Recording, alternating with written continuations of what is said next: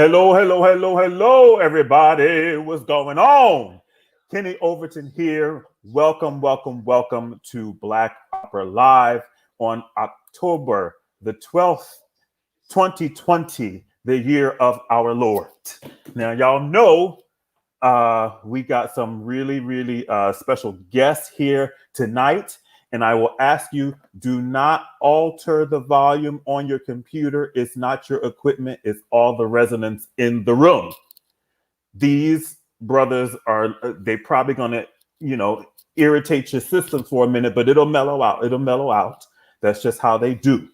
But I have asked them to keep the resonance to a polite level, knowing that this is the first time in my life where I've been in a group of people and I have the highest voice in the group. That's just crazy. I don't know how that happened, but I am surrounded by four of the greatest basses singing in opera today. Mr. Kevin Thompson, Mr. Kenneth Kellogg, Mr. Solomon Howard, and Mr. Morris Robinson. I have asked them to talk somewhere around middle C. I need them to talk up here. Don't be talking to me down here like that. Talk up here, sir. All of y'all, because we're not going to do that today. You're not on the job, so you don't have to, talk 3 octaves lower than what regular people do. All right, so I'm going to tell you a little bit about my guests before we bring them into the room. American-based Kevin Thompson possesses a voice with extraordinary range, depth, and color combined with a commanding stage presence. A mountain of voice with resonance from the Escorial of Philip II, the throne of Boris Godunov, and the majestic court of Zarathustra. Thompson delivered all the goods, and that was the San Francisco classical voice that said that. Mr. Thompson was born in Washington, D.C., and is an alumnus of the Juilliard School in New York, an alumnus and career grant recipient of San Francisco Opera's prestigious Merola program, and an alumnus of the Santa Fe Opera program, Ames, Gratz, the American Institute of Musical Studies, and the Aspen Music Festival. He has appeared singing throughout the world on both the concert and operatic stages under the batons of distinguished roster of conductors in Austria, China, France, Germany, Italy, Poland, Russia, Spain, South America, and Switzerland. Some of his roles include Zarastro in Die Zauberflöte, Osmin in Abduction, Ramfis in Aida, Gran Inquisitor in Don Carlos, Sparafucile in Rigoletto, Don Basilio, Mephistopheles in Faust, and so many more. I mean, the repertoire and the resume speaks for itself. So we are glad to have Sir Thompson here with us tonight. Kenneth Kellogg, praised for his commanding stage presence and rich, resonant bass. Kenneth Kellogg is quickly gaining recognition as a sought-after young artist. Born and raised in Washington, D.C. What is it with D.C.? Y'all trying to compete with Philly with the voices and stuff? Anyway, born and raised in Washington, D.C., music has been part of his life since grade school. Nurtured in the public school system by his amazing music teachers, he participated in choirs throughout the city and began formal training at the Duke Ellington School of the Performing and Visual Arts as a vocal and visual arts student.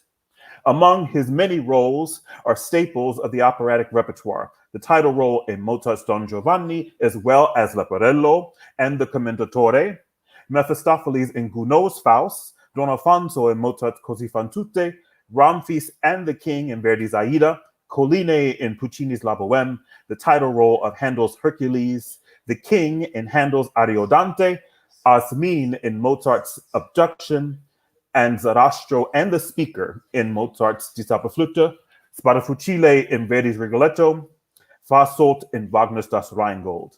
Never afraid to step outside of the box of traditional repertoire, Mr. Kellogg has been involved with several new operas. He sang the role of Kikang in the workshop of Jake Hagee's acclaimed Moby Dick at San Francisco Opera. He has led the cast in the West Coast premiere of Terence Blanchard's Champion in Opera and Jazz as the champion boxer young Emil Griffiths, and he stars in probably the most talked about new opera of our time, Blue, written by Janine Tesori with libretto and direction by Tazwell Thompson. So we are honored to have Sir Kellogg with us tonight. Solomon Howard. And for y'all that don't know, Solomon is spelled Soloman. All right, get that right when y'all writing up folks' stuff.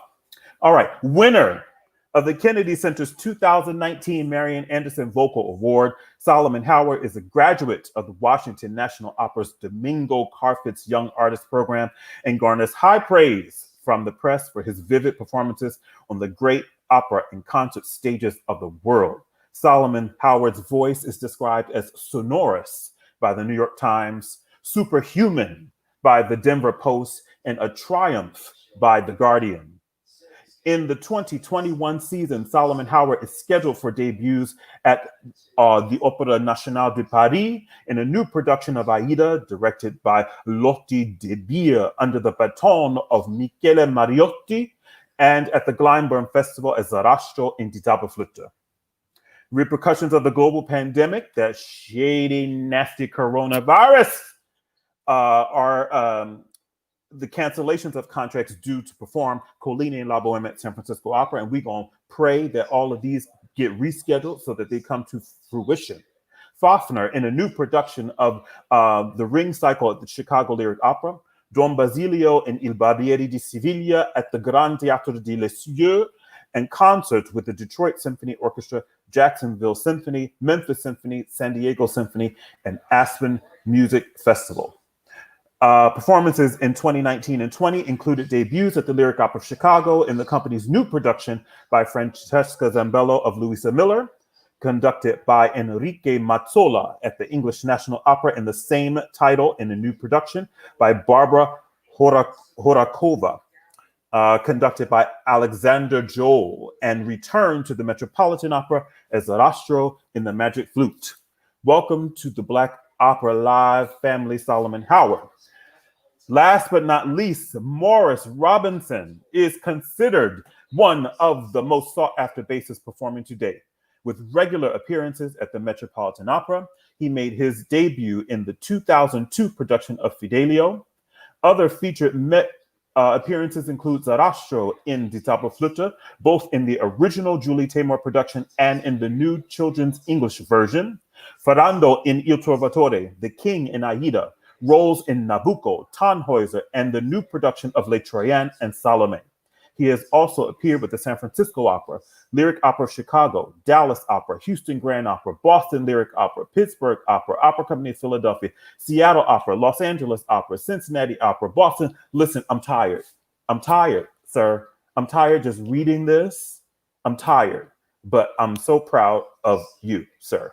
Also, a prolific concert singer, Mr. Robinson's engagements have included appearances with the New York Philharmonic, Chicago Symphony Orchestra, Boston Symphony Orchestra, Philadelphia Orchestra, Los Angeles Phil, and the Atlanta Symphony Orchestra, San Francisco Symphony, Baltimore Symphony, the National Symphony Orchestra. Listen, I could go on and on and on and on about these brothers. But instead of me going on, y'all know I come with receipts. And just a few receipts about what I have just expressed to you. Sit back, hold on to your hats, your wigs, and your weaves, and prepare thyself.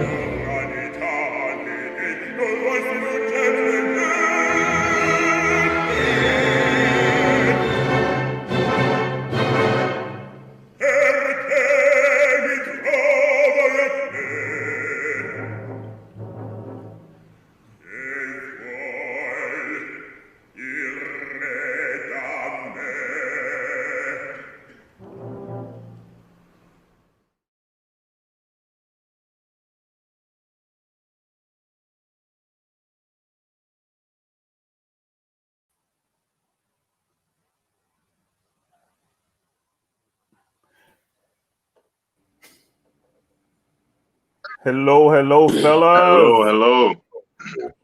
Listen, y'all have blown my speakers out. I'm sending you a bill for some new stuff. So sorry about that. But that Hey, you invited us, y'all, man. That's on you.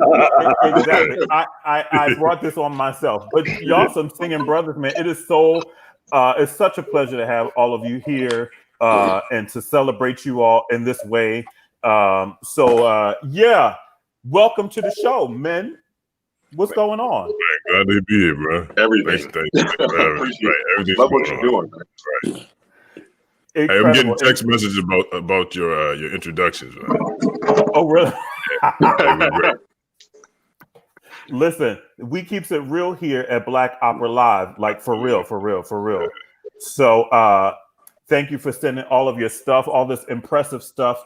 But I know you all as brothers and friends, and so we want to have the folks out there in the social media world to see the real side of who bases really are, because on the voice parts they give y'all a hard time, and so we want to dispel some of those myths and rumors and all of that stuff. But let's give the folks some time to get to know y'all. Tell us about where you're from, where you grew up, and how music came into your life. So let's start with Sir Howard. All right. So I'm first of all, hello to the Black Opera community and everyone watching. Glad to be here with the brothers today. I'm from Washington, D.C., a native of Washington, D.C., as two of my other brothers here are as well. And my music, I got started in music. I come from a very musical family on both sides. My father and his brothers were a gospel group. My mom and her sisters were a gospel group. And that's actually how my parents met, on a concert they were doing together. And I think my mom's mom saw my dad and was like, yeah, you need to talk to him. So it was my grandmother who initiated the love interest there. And then, so grew up singing in church. Gospel music is my background. I also play percussion. Grew up singing in church. Later joined Washington Performing Arts Children of the Gospel. I won't speak for my other brother here. He'll tell you about that as well.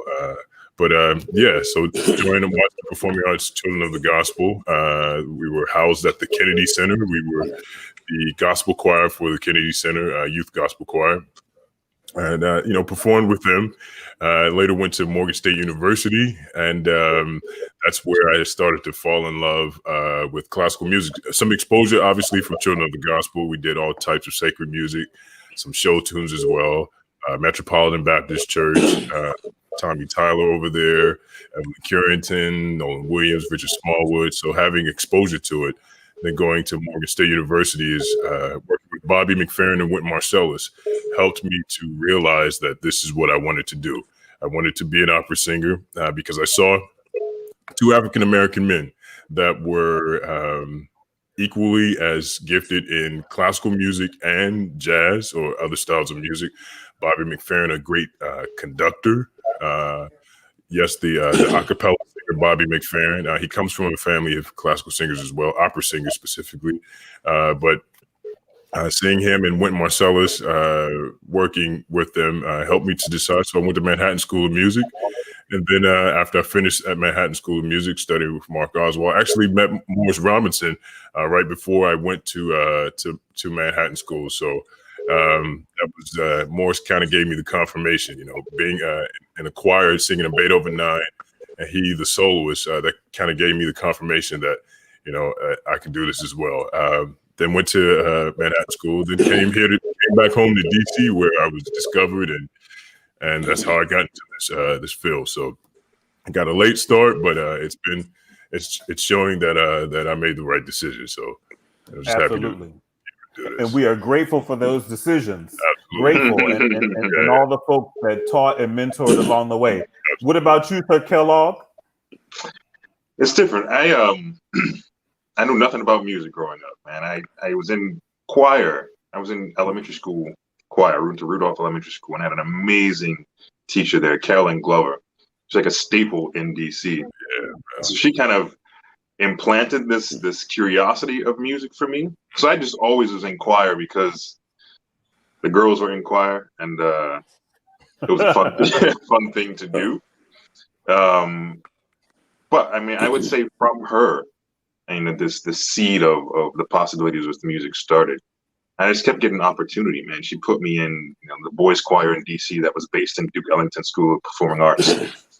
Then came time for me to go to high school, and it was a natural fit for me to go to Duke Ellington School of Performing Arts for high school. So I spent 4 years there, and that's where I was introduced to classical music and singing, operatic singing. And Denise Graves came through and did a master class, and I was a voice student there. And that was, for me, was like, all right, this is a real possibility.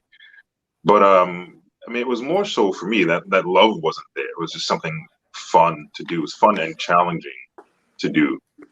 And I was going to major in, when I went to college, I was going to major in journalism. I love communications. I love writing. And the day of graduation, the founder of Duke Ellington School, Peggy Cooper Cafritz, went to my voice teacher. Sam Bonds was really, influential in my teaching there at Ellington. And he told her, it's like, this kid has potential, but he didn't major in, he didn't apply to school for music. What can you do? So she offered me, like, on the spot. She was announcing scholarships for graduation. And the last award of the night was the Mama I Want to Sing award. It was this impromptu award that she agreed to pay for me to go to college, but I had to major in music. So I instantly switched it up. It's like, all right, I'm going. I'm going for music. If somebody's going to give me the opportunity to pursue this thing, I'm gonna take it. And that was kind of it for me, just doing what I love to do and taking opportunity that came my way because of this love for it. So I went to Ohio University for undergrad. I was literally in my first opera before I saw my first opera as a freshman, and opportunities kept coming. I got a role every year from freshman year, going through, grad school. I got a role every year in a production simply because I was doing it for fun. And I tell you, man, it wasn't until I got to San Francisco Opera, I'd gone through Maryland. San Francisco, I think, was the first summer program I'd ever done. And they offered me the Adler Fellowship. So I got the Adler Fellowship. I was having coffee in my pajamas one day at Pete's Coffee with a colleague, who was also an Adler Fellow. And we were looking around at this rat race, people running around in suits, doing the rat race, trying to get their lives together. And I'm sitting there in my pajamas drinking coffee, realizing that I'm making my living as a singer. So it wasn't until then I realized, all right, I'm a singer. I'm going to start calling myself a singer because I am making my living doing this thing that has always been fun, but it has become this lifestyle for me. Fantastic. Sir Thompson, what you got? Yeah. Well, I'm from DC, and I actually know these other two brothers because I was at Kenneth Kellogg senior recital when he was in high school. Solomon and I met in Children of the God. I started singing at 3, definitely not in this school. But I always tell people I come from the womb, hey mama, but that's not true. But anyways, so I always sang very early in life. My middle school, I was already singing first tenor. Then it was like second tenor, baritone, and by high school I was already singing bass. I thought I would be a music teacher. I didn't think that I would be a singer. I think because I had really heard a real bass voice do anything that I thought was interesting. I mean, there was Barry White, who knew that I was going to be an R&B singer. I just didn't have that kind of instrument to do that. And in choirs all my life. And I went to Suitland Center of the Arts outside of DC. And my first voice teacher, I call him my first voice teacher. My first teacher was actually my merit, but she switched me to a gentleman named Michael Santana, and he was the one who said, I think you have the potential to be a great opera singer. I said, oh, what? And the rest is history. He just started making me watch videotapes, and I fell in love with Jesse Norman. And then I competed in competitions and started winning. I won the Paul Robeson, which doesn't exist anymore, but I won it with competing against college students. I was 18, and everyone was mid-30s, going to Catholic, Peabody, and they didn't, at that time, they didn't put your age on the paper, so nobody knew how old you were. And I did sing 5 things and 3 arias and 2 songs, and Carmen Bothrop was one of the judges, and they announced the winner, and there I was, Kevin Thompson. And then they asked me to tell everybody what it was, how old I was, and they all took a guess, and they thought I was 30. I'm 18. And then I went to Juilliard, and that's basically how it all started and happened. And it's been a blessing to do it. Amazing, amazing. What about you, Sir Robinson? Hey, what's up, everybody? Okay, yeah. Well, I'll start off by saying I met all these cats in DC at some point in time. Kenny was in the Young Artist program at DC Opera. I met Kevin, who was working in the bookstore at the Met when he was at Juilliard when I was a young artist. And Solomon was right. I met him when I was doing my first Beethoven Ninth. He was in the chorus, and he walked up to me and said, "Hey, Mr. Robinson." I was like, he's like, "Yeah, I want to do what you do for a living." I was like, "Well, you should, because you sound like my dad, you know." So, all these guys are just, I call them my little brothers. They're all, every last one of them is taller than I am, but just wonderful artists, and I'm just happy to be on this panel with you. And I'm the only one without a DC connection. But my seeking started in Atlanta. I'm born and raised in Atlanta, Georgia. I didn't sing in the school choir until my 10th grade year. It's a weird story. I won't go into the long story behind it, but I think everybody knows I played football through high school and college. And the only reason I joined the chorus. Now, you didn't just play football; you played football. Yeah, really. I did my thing. You ran the field. I used to be able to knock people out. Now I'm just a pop singer. But I joined the chorus in order to play football, because the only way to stay at my school, the arts, in high school, was to be there for 2 periods of arts. And I was in the band, so I couldn't be in the marching band and play football. So I said, I'll just join the chorus so I can go play ball. And that's how those two things work. But I started out early. My mother made me join the Atlanta Boys Choir when I was a kid. And I was the first soprano, and they moved me to second soprano because I had a strong voice and they needed help in the second soprano section. Hold on. You was a what? I was a voice soprano. Voice soprano. Yeah. All right. Go on. I actually think that a lot of the voice sopranos end up becoming baritones and basses, and boy tenors end up staying tenor, from what I understood. So I was a voice soprano, and around, 13 years old, I heard his voice started doing, and then it became very difficult for me to even call little girls I was trying to talk to on the phone, because their parents would be like, "Who's this grown man calling you, talking to you?" So, I played. I was in the chorus, and my high school was a pretty advanced chorus. So, my sophomore year, we did the Mozart Requiem, and I got all the bass solos for that. My senior year, we did the Haydn's Creation. I got all the bass solos for that. When it came time to go to college, instead of taking a music scholarship, and I was offered a few, I decided to go play football in college. But I kept the music going by directing the gospel choir, playing for the gospel choir, singing the national anthem at all these events, and then eventually singing the Lord's Prayer at everybody's wedding. And it wasn't until a chance meeting, I'm cutting this short, but a chance meeting with Sharon Daniels in Boston. She heard me and said, "You should be doing this for a living." I was singing in a production of Satan and Ella in Salem, Massachusetts. And I was singing the role of the devil. And I think my first lines was something like, "What daring mortal," or something like that. And she heard my voice and was like, "Have you ever thought about doing this for a living?" So, and like Kenny, my first real opera performance was singing The King and Aida at Boston Lyric Opera. Right. So I was at Boston University Opera Institute for a year and a half. I did the Boston Lyric Opera. I sang with them 3 roles each year. And then I got to the Met program. So as one does, you just go from, but I hear that all you guys are telling stories very similar. It's like, Kenny's like, I was doing this one day, and next thing you know, I'm in Maryland. Solomon's doing this one day, and next thing you know, he's at MSN, and he's in DC at the program. Kevin's doing this, and all of a sudden he's in this. So there's always a spectacular jump. And I guess when you're very blessed with certain talents, those things open up for you. And those are not usual career paths. So congratulations to all of you. My story is no different. There's just, there's a moment where there's a huge leap. And either you meet that opportunity because you're prepared to do so, or you don't. And we all have been prepared and very blessed. So happy to be here with you guys. Amazing. Y'all, I don't know if you realize the greatness that's on this screen right now. Like, y'all are just, it's one thing, and don't get mad at me, ladies. It's one thing when you see a whole bunch of sopranos that are Black and fantastic. Yeah. But when you see basses, not baritones, not tenors, not mezzos, but real basses, and it's more than one of you, it's a great day. Yeah. This is a great day. And so I wanted to put some shine and some respect on it for you all. Because I think, sometimes in the opera world and in the choral world, basses sort of, get used for the low note to put on the last chord of the piece, But singing that ostinato, that one note, the whole damn song. Right.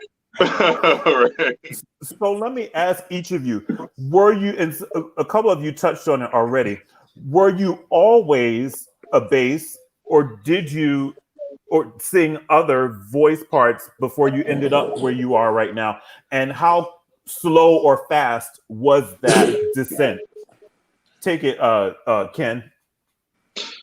Yeah, so I was a first tenor when I started voice lessons. Who? A first tenor. Wow. In 93.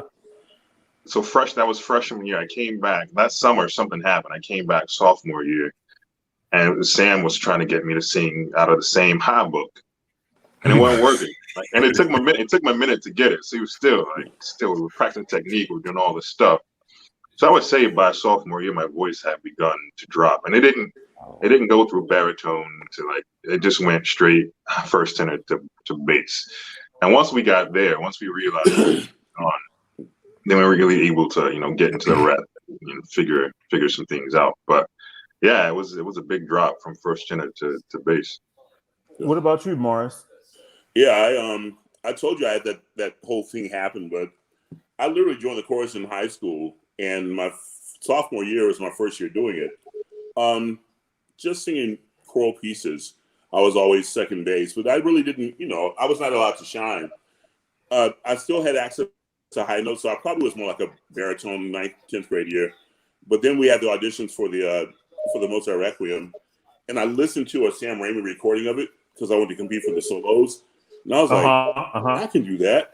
And so I went the next day and went, Tuba mirum spargenso, and they were like, and I was like, okay, I found something. So it just it was overnight for me. It went from, and I don't really think I have a deep voice. I mean, like Solomon and Kevin, they got deep voices. Me and Kenny, we just sing deep, but these guys have deep speaking voices. We have resonance, but I think that resonance all came together around the age of 15, 16. So I think I was pretty much sounding like I do now when I was 17, 16 years old. It just kind of happened, yeah. Wow. What about you, Solomon? My voice started changing when I was 11. Yeah. So I was actually a boy soprano. I sang really high, and in fact, I still have to sometimes because I still sing other styles of music. And then I was in a gospel go-go band. Go-go, it's a music indigenous to DC. Late great Chuck Brown.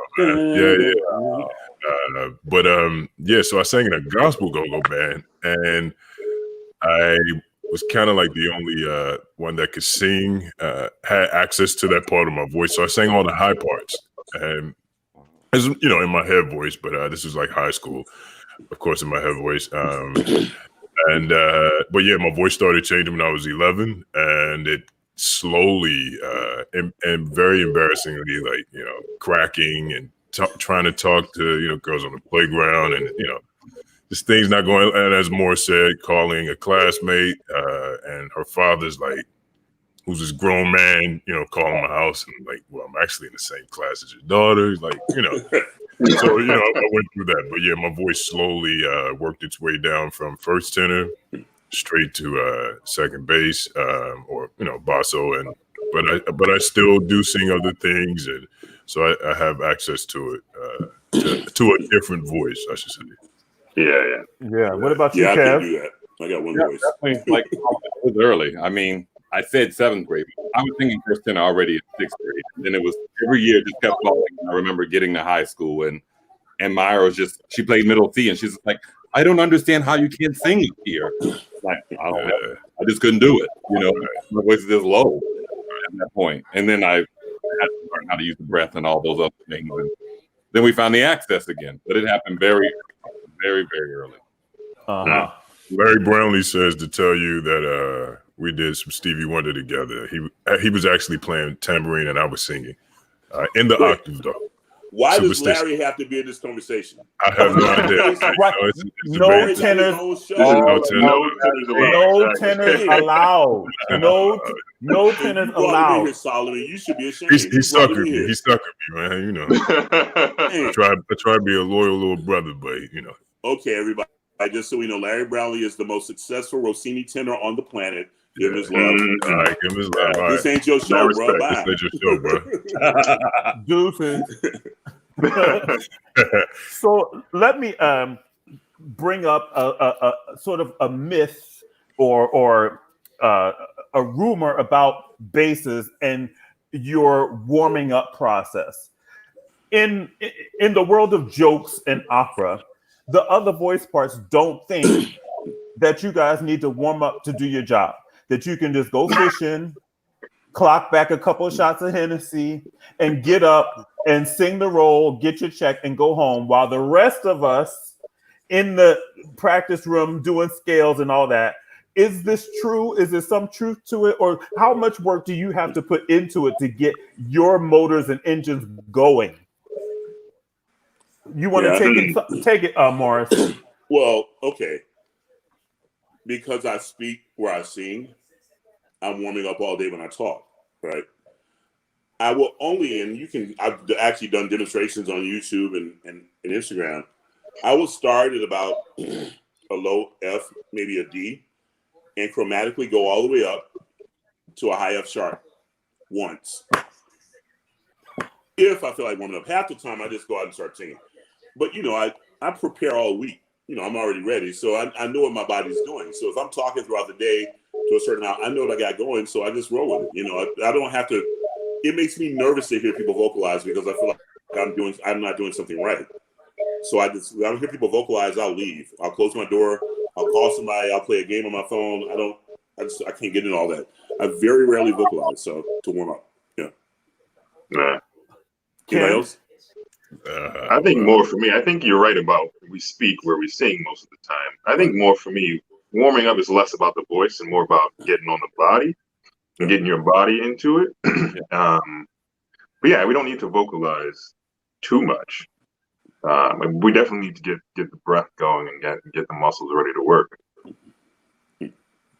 What about you, Solomon? I think for me, it depends on what I'm doing, but yeah, I mean, really, you know, not too much. Like Morris said, you know, throughout the day, I may sing throughout the day or just go through to make sure, you know, musically I'm together. But yeah, it doesn't take too much because we are, as you said, we're speaking where we sing. So, Kevin? I would agree with that almost. I feel like I have to warm up some. But I think the difference is this. If you're singing a lot and you're always constantly singing, yeah, your voice is ready. And that's just because you've been using it the whole time. So yeah, I definitely, but I prefer to warm up just I don't like to unless it's late in the evening. And then some people say that they don't have low notes in the evening. Well, that's when my low voice shines. Yeah. I lose my low voice when I'm sick. If I'm not well or I have reflux, I lose my low. I never lose my high, which is really interesting because my natural voice disappears. But I can go out if I'm not singing Zarastra or Osmin, I can still go sing while I'm sick because most of the bass repertoire that I'm singing nowadays, especially people think when you're a bass, you have to have great low notes, which you do. But to be a great bass, you actually have to have great high notes, right? Because most climactic parts of every scene that you are in are going to end on E, F, D, E, F, F sharp. Yeah. So that's where you really make your money. And then that resonance and that color. So my low voice is the first thing to go when I'm sick, but my top is pretty there. So that's interesting as well for us. A little opposite than everybody else, you know? Yeah, mine happens the same way. I get a common cold and like there's no low notes at all. Yeah. Wow. Similar. That's so funny because when I get sick, the high notes are done. High notes take a break. Wow. Interesting. So who were some of your vocal mentors coming up? Like what other basses out there do you look up to or listen to or inspired by? Like, who led the way for y'all? Man, I'll say that one first. Like Morris Robinson, definitely. Big Brother Mo. He was one that like I said, when I was in college, before I started, at Manhattan School of Music, still in undergrad. And then someone who just commented, Kevin Short. Kevin Short came back to Morgan. We both went to Morgan State. He came back and talked to me there. I used to listen a lot to Fulanetto and Sam Raimi, obviously. So those are a few that. Listen, and Fulanetto's still out there killing the folks. Still singing, man. Still singing. Wow. Actually, Kevin Short was one of the first bassists I looked up to. Sam Raimi, listened to a lot of his recordings. He's the most recorded bass in history, so I listened a lot to him. I listened to Garoff. I was more Raimi than Garoff. Bernardo Giotti, my favorite of all time. Yes. But I would listen. I was able to. Kurt Moe. I sang with him. Mm-hmm. He worked with me. I sang with him. Sam Raimi. I've done shows with Sam. I was the second bass. He was the first bass. Kevin Short. We worked together in St. Louis. Robert Lloyd. Eric Halverson. I was actually able to sing with these guys, and they would come in my dressing room and, hey, let me hear your ID on the, on this thing. Let me hear this. So I was able to do those types. So the guys I looked up to mostly, I was able to work with too. So that was some real cool stuff. Just like Solomon. We talk about how I always came to your room. We talked. We did things. We worked on things together. I got that from those cats, so I try to give it back to these cats. Kenny and I have worked together, and Kevin and I just worked together this past weekend. So it's kind of cool. The guys I look up to now, I look up to some of these cats. It's just like, okay, they get it, and I'm really, really happy to have been able to work with them and be with them and be on stage with them, because I made a promise that at least to one of y'all that one day we're gonna be on stage together. And did I lie, Solomon? No, you didn't lie. So, the guys I looked up to, I've been able to work with, and for him to say that means a lot, because I've been able to work with all these guys in some way, shape, or form. So, absolutely. Oh, and real quick, Kevin Short just says he needs to warm up. Well, see, Kevin Short's a freak of nature. So, I've heard him sing a high B, like Russell Thomas B, and I've heard him sing a low C that I can't sing. So, yeah, you got to warm up to do the things he does, because he can sing everything, so. Hi, Kevin. Sorry, guys. What about you, Ken? Who are you looking up to and listening to? I think it's the same. I think Sam Raimi, like if ever I had to learn something, I would run to Sam first to hear what he had done. But it's the same. Fulanetto, Giada. And I remember the first time I was in a show with Morris, like being in the dressing room with this dude is just it's crazy. We were in Atlanta doing Aida. He was singing, I was singing The King. That's crazy before you get to the singing. You say what? It's crazy before you even get to the singing part, man. Exactly. Man, this dude. Yeah, it was crazy. What about you? My bad. You got anybody to add to the list, Kevin? Yes. Well, no, I actually, my first opera was Sam Raimi singing at Washington Opera, was the Boito Mephistopheles. When I was 15. And I was backstage watching it. So that was pretty impressive. And then for me, it's definitely Garoff. I love Sam Raimi, Giotti, and the Fulanetto. Yeah, these are the people. These are the same. And Shaliapin. I love Shaliapin too, man. Oh, yeah. It was Siepi. Siepi as well. Yeah, of course. Yeah. Wow. The first time I did a show with Sam. What's that? The first time I did a show with Sam in San Francisco, it was his, he did Boris Godunov. And I was a young artist. I think it was in Adler at that time. But like just listening to him and never have met him before, like he seemed like a giant, like just a giant. Wow. And then I met him and I was like, oh. But that voice, man, that voice is 7 foot tall. Amazing. I want to say one other thing too, really quick on this. And the first time I heard Papa Porcellazzi at Washington in the Grand Inquisitor scene, I've never heard a bass stand behind the chorus and literally just shut them down. Holy crap! Yeah. I was a young artist, and I heard Fulanetto singing Le Notte. And I swear to God, I was walking around the stage looking for mics. Because there's no reason why that voice should have been that loud. Right. So then it was me and Jordan Bish. We were both young artists, and we were in Verrier Festival with Maestro Levine singing, and Fronetta was singing the lead bass role. And I sat on one side of him, and Jordan sat on the other side of him. And I sat right next to him, and I was like, I'm going to see how this works, you know. And he took a breath, and you saw his whole back just go. And then he started singing, A te l'estremo a Dio. And the ground was shaking. His whole body was shaking. And that goes right back to what Kenneth was saying about the body being engaged. I learned a lesson that day that you have to take it all in. And he used every bit of his, and he's not a big dude, every bit of his frame to make the most beautiful, earth-shattering sounds. And I was like, so when I had to see The Inquisitor with him last year, and I'm Morris Robinson now. I mean, I'm okay with mine. You know, I'm all right. But I had to nervous. This cat, I was like, bro. That song, I was nervous. I was like, Lord, man, this guy's gonna bury me. This ain't gonna work. He was warming up that day. I was like, yo, chill, yo, come on, man. Morris was warming up. I was like, yo, you out of yourself. You out of character, yo. You out of pocket, man. I know, man, but stop warming up. I think that's the other thing, that we look at each other, we look at the people that we look up to, we have something to aspire to be, and we can reach out and touch it and see it. It means a lot more because you actually can, you know, you can get inspired. It's not so much about competition as it is about just getting better. And I think we all have that amongst ourselves and, you know, for each other. So I think that's a wonderful thing that I know, at least in this group of four, we pull for each other. You too, Kenny. We always pull for each other. So that's the wonderful thing about being a bass. There's not a lot of us, so it's not really a lot of jealousy, you know? Like, right. Exactly. There's more opera companies than there are basses, so we can all work. And we can all eat, so.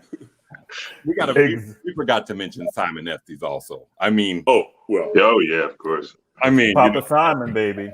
I got to see him sing a recital in high school at the 92nd Street Y, and he started like in the gutter in these Schubert songs, and then he was singing "I Am a Dream" by Lee Hoy with IDs in it at the end, and you're just like, holy crap, it's crazy, amazing. Oh, I have one thing to do. Kevin Short, what's up, dog? None of y'all can do that. You knew that was coming at some point. Here we go with that. I knew it was going to come sooner or later. I knew it was coming. You have to. So let me ask you, the roles that you all typically do as bassists are either kings or somebody's dad or somebody in the priesthood or somebody descended from hell. Like, y'all, they're just these roles. Do you ever want to play the romantic lead, or are you cool with being those types of characters on stage? No, I don't want to be the romantic lead because they probably tell me I can't go to the gym and on. You know. No, I'm cool with the roles that I play, and oddly enough, they in some ways I can relate to. You know, I have a daughter who's a freshman in college now, so playing the father, playing the priest. I come from a family of preachers, of ministers, so I can relate to that. Playing all these older characters, because for the most part, you know, with the voices that we have when we're young and we have these voices, most of our characters are going to be older. So they, you know, a lot of age makeup and, you know, like contorting your body in a certain way to be able to look the character on stage. You still want to sing with the voice that you have, but to be able to look the character. Some of my favorite people are senior citizens. So, you know, it's like, you know, I can relate to in a way, either directly or indirectly. So I have a great time now. I think the only time that occasionally I wish for a romantic role to sing with my lady. So maybe one day we'll get that. But Eileen, I know she's watching. She's in Italy now. She's watching. But you know, that's when I would wish. Like, I'm tired of watching this tenor on the stage kiss my woman. So yo, that's where the boxing comes out. I'm like, yo, let me go right hook, man. That's right. All right, cut. We don't need no more rehearsals of that. Hello, Eileen, mi amor. I love you. What about the rest of y'all? Do you get role envy when you see, you know, the tenors and the baritones getting a hug up on the ladies? What's that? No, man. I think there's, first, I've done Mephistopheles quite a few times. Exactly. And that role is amazing because you get to be everything. Like the devil has to be seductive. The devil has to be a love interest. So for me, like those evil roles, you can't just be purely evil on stage. I mean, there's no need for it. So the characters are a lot more deep than people give them credit. You have to go through a lot to get to that point of pain, to get to that point of evil, to be expressed on stage. So I dive into the depth and difficulty of those characters, and a lot of it is caused by the pain of being the love interest at some point. So I relish it. I completely agree with you, Kenneth, because the devil he allows you to do so many things that you opportunity in Zoroaster or any other role to do, It's such a great role, and you get to be, you can't just be evil or mean the whole time. You get to be you can make that choice. You make that choice of being anything and absolutely everything you want. Right. There is one role I had the pleasure of doing recently, and that was in La Reina de Saba, King Solomon. And he is the king to the queen, La Reina de Saba. So I did get to play the love interest, and that was definitely different. I enjoyed it. I will say that, and it's a wonderful duet there, Solomon, for you and Eileen. Absolutely. All right, we'll have to look into it. I don't get romantic role envy. What I've learned is that, my life experiences as I get older and more wise, I'm turning the one-dimensional roles into multi-dimensional roles. My level of artistry is improving such that not only am I doing things differently vocally and taking chances because I feel more confident of my position in this business, but also I feel more confident in exploring while on stage. I don't want to ever do the same thing twice, and I always want to find another approach to the same thing. So I'm able to include my life experiences and hopefully come across in the authenticity of my presentation of the role. I played the romantic interest in Porgy, which is my first romantic role, and I was about to play Don Carlo, my first Filippo, and I think Porgy prepared me for that one. But being 50 years old prepared me for both of them, because I was not ready to play this role at 35. And I think that, I know what it's like to be the kick puppy. I know what it's like to be loved and be hurt. I know what it's like. And I think now allowing myself as an artist to transfer those feelings and those emotions over to the stage is it's been a growth period for me as an artist professionally. So no, I don't get romantic envy. I mean, the job is the job. And whether I'm kissing a woman on stage or beating up a guy on stage, I'm playing that role, right? I do all the hugging and kissing afterwards, but we now know the story told. So, kiss her and kiss her well. I'm going to kill you afterwards anyway. So I don't get that type of envy because I have my revenge. If you fall in love on stage during the show, you got other problems. So you just, you're doing the job. And if that's your job, that's the role of your job, then do that part. I'm going to do my part. And hopefully if we do it all together, we create some synergy and tell a wonderful story. So, I'm past that stuff. All right. So this next question is the joke says the tenors get them on stage. Say what now? The joke says the tenors get them on stage, but the bassists bring them home. So no comment. No comment. I learned that from you. You learned that from me, bro. Hey man, I learned that from you. I'm about to text you, bro. I'm about to text you. Check your cut. Hey, I learned that. No, I'm just joking. So the next question sort of tags on to that one. Can you tell me what is a role that is your favorite that you have done, and what's a role in your repertoire that you look forward to doing that you've not done? Wow. I would say for me, Nabucco, favorite. Want to do Filippo. Wow. It just got snatched away from me. Okay. Just the dimensions, the vocal colors. Yeah. It's a bass role with gravitas and love and pain and power and all the things that we've trained to do all our lives up until this point. Power. Here's a guy with all the power, but he's too doggone hurt to really just, there's a lot going on with this guy psychologically, and I want to do that. Porgy, one of my favorites too, has allowed me to explore those things. So now I'm not looking at stuff that shows me off vocally. I mean, I can sing. People know I can sing. I can sing anything.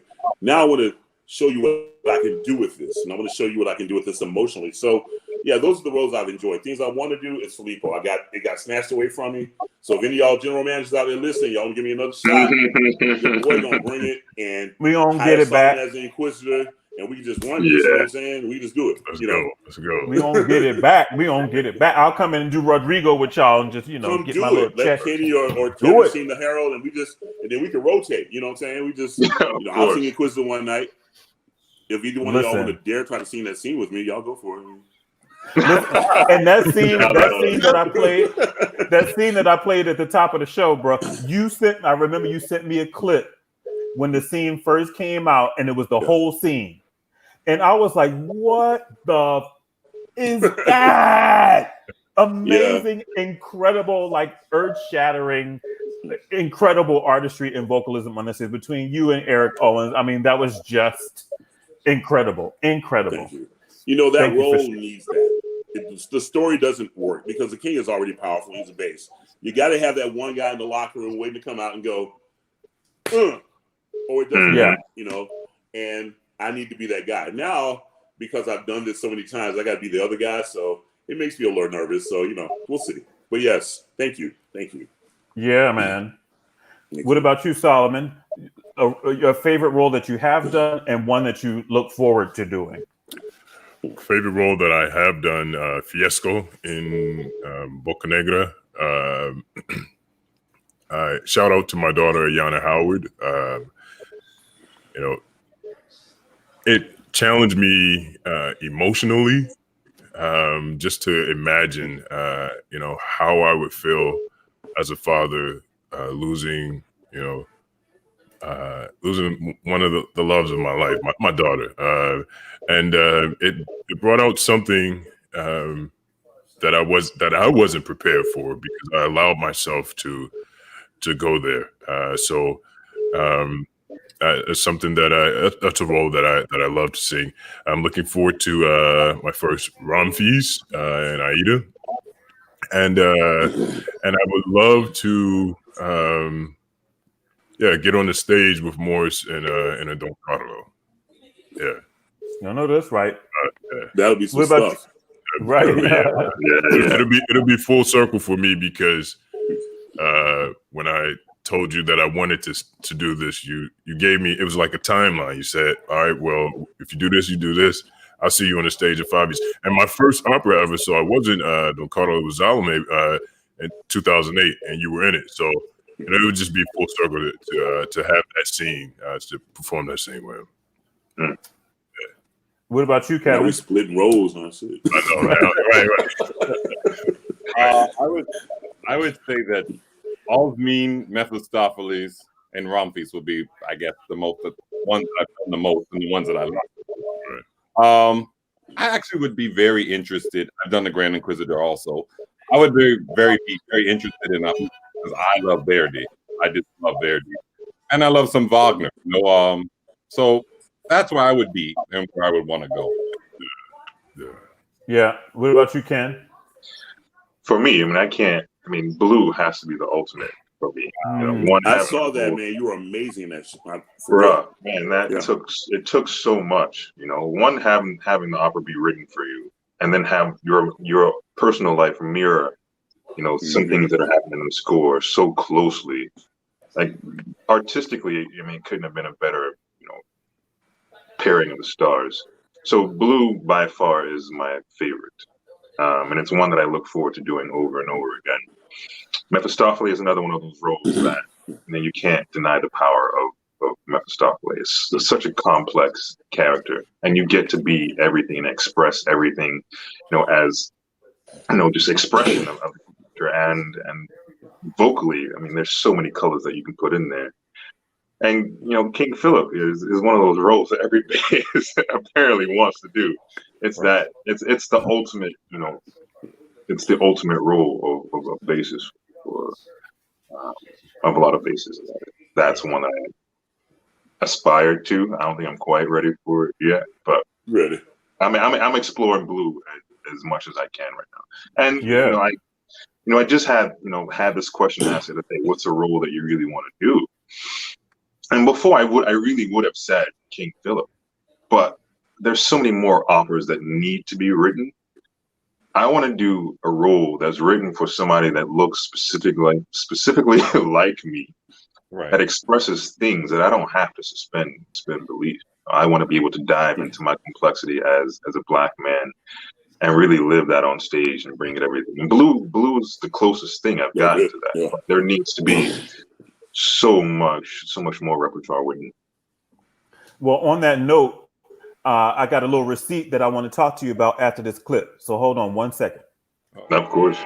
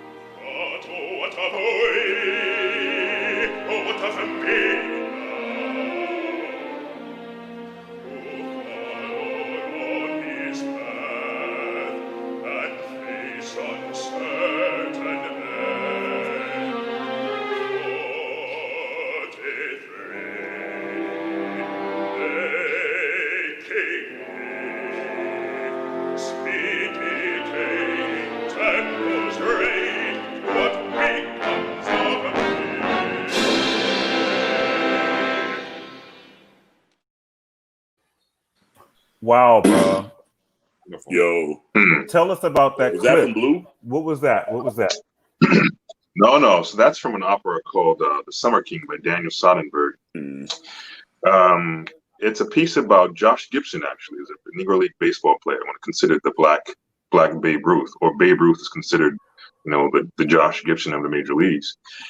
And the story of Josh Gibson is tragic because there was a gentleman's agreement in Major League Baseball where they didn't allow black players in, and it came time they were considering letting a black person in, and it should have been Josh Gibson by all accounts. He was the best player in the Negro Leagues, but he didn't have the temperament that they thought would be able to take all of the things he would have had to take. So Jackie Robinson instead of Josh Gibson. It was ultimately, it was a tragedy, and his life kind of spiraled after that because he knew he should have been the guy.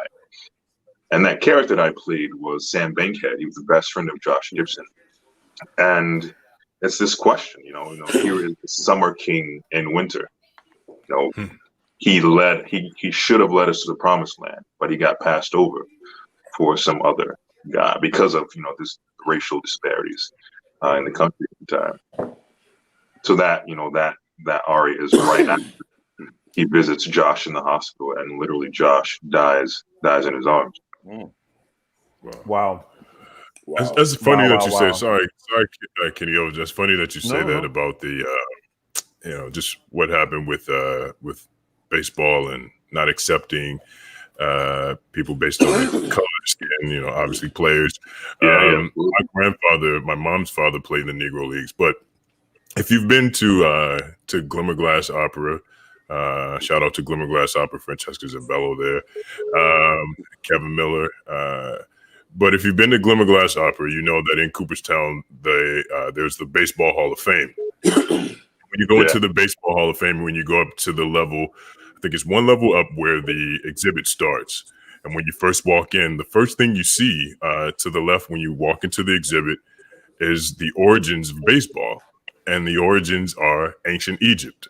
And to know that, you know, a game that came from ancient Egypt, when it came to, you know, America's pastime, when it came here, that, you know, considering where it came from, we still weren't allowed to play the game. It just, you know, says a lot. It speaks to some of the things that are still going on, like the origins of a lot, you know, and then when it comes here, we aren't allowed to do it, you know. Yeah, but also that ideology of the safe Negro, is prevalent today too. And it's in our world, and we don't talk about it. But, you know, there are some things that are considered a safer option.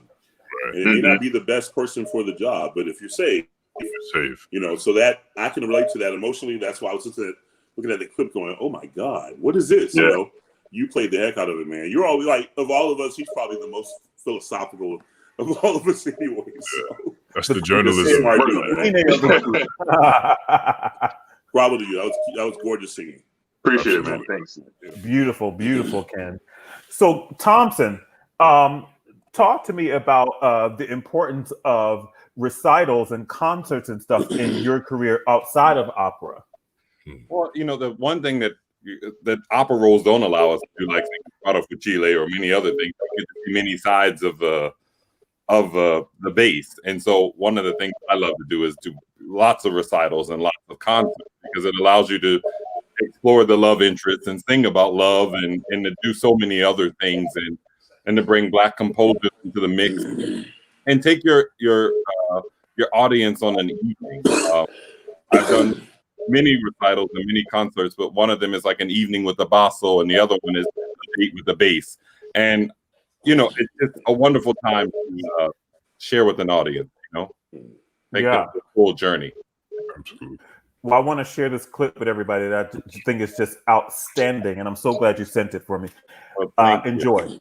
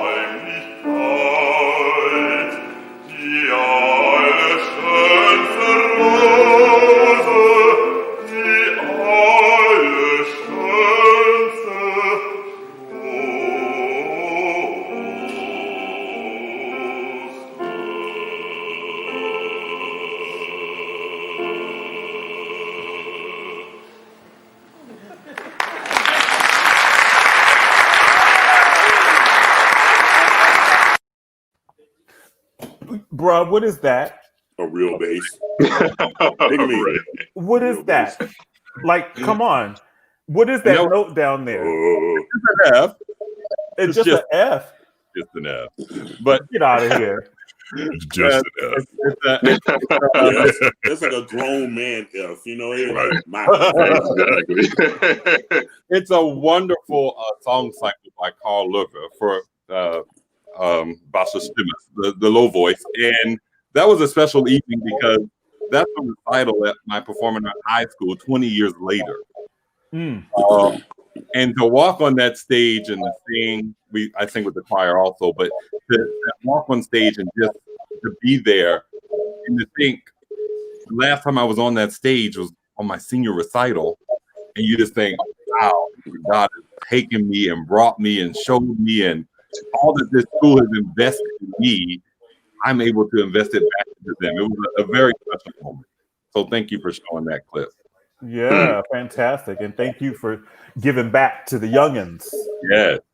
Yeah. So, Robinson, you are also one of the kings of the concert stage. Like you just everywhere with everybody's symphony doing all the stuff, the Mahler, the Beethoven, the this, the that. What is it that attracts you to that repertoire and keeps you so busy in that? You know, when you're within the confines of certain roles, you know, there's a story that has to be told. There are musical thematic aspects of it that you kind of stick with. When I get a chance to do stuff like the Verdi Requiem or the Mahler 8, you know, or even the Beethoven 9th, you know, I get a chance to branch outside and just, you know, you're not telling a story, you're reciting text, you know, and you're doing it in a declamatory way most of the times you're a bass. And I love being on the stage with the instruments right behind me, because now I feel like I'm tooting my own horn, so to speak. I'm part of this instrumentation presentation, so I love doing that stuff. I get called for it a lot. I think that I have an idea or a very good understanding of what it is that's expected of me, you know, to be that person on that stage at that moment. You know, when they're doing this thing, I know what they want to hear right there, and I try to give it to them. So I enjoy being that guy. And it's just a break from opera that I really enjoy, because I get a chance yet again to be expressive musically. So, yeah. Well, you got some receipts? I got a receipt.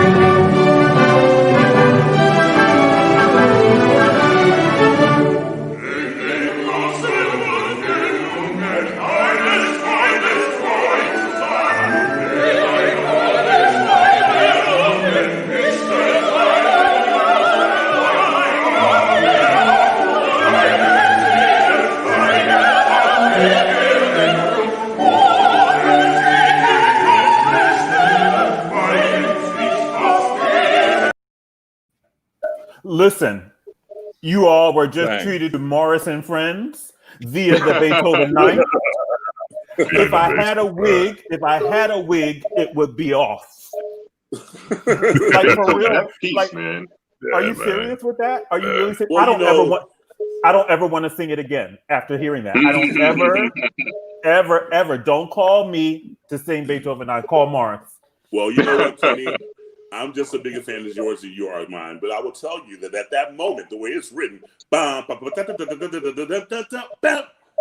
got to bring it at that you moment. Have to. You have to. And I've gotten better at it. That was like my third time doing it. But with that, I talk about it all the time. The floor. I listen to the orchestra because the cello played before you. And however long they hold it, I try to hold it longer too, because I think that's important. But I think it has to be declamatory right now. You shut down the whole operation. You just got to hop up and sing a high E. So, and it's the first voice you It's hear. the first voice you hear all night. correct. Yeah, Like you have to bring it. Stop everything, and All it night. needs that kind of dramaticism. So, thank you. I do that a Listen, lot.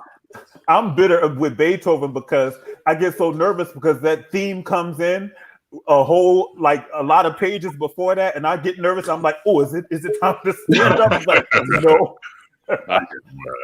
bro, you can keep if you ever see when I'm doing that piece, when they start doing that, I start vamping. I start getting there because I know it's on my shoulders at that point. Yeah. It's like coach is gonna give me the ball, and I'm the first one to carry it.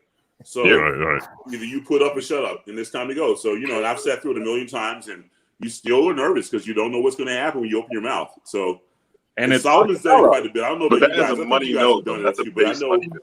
you know the pressure of having to deliver those Yeah, words. man, But I think that I get psyched up, and when it's time to go, I'm ready. That was the first live performance that I did in 2020 with an audience.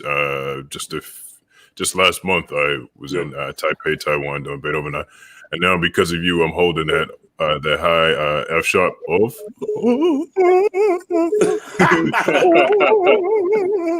Yeah. Oh, didn't you issue a challenge though? Huh? Yeah. Yeah. I'm holding it out now. It's like, Nice. Yeah, man. This is, that F sharp is the 3-pointer at the buzzer, baby. You got to get that in. Right. Yep. Yeah. Amazing. Thank you, brother, for that. Thank you. Now, Solomon. Yes. You mentioned to the folks that you do more than opera. Yes. And coming from a religious-based family, how does that feed into what you do and how you program things that you present outside of opera? Wow. So for me, how it feeds into what I do on the opera stage is always being connected to what you're singing, why you're singing, finding a purpose, not necessarily just vocally. Obviously, hopefully we are always connected vocally with our bodies, but spiritually and emotionally, even when it's not sacred, to find that purpose, to convey that emotion or that message honestly.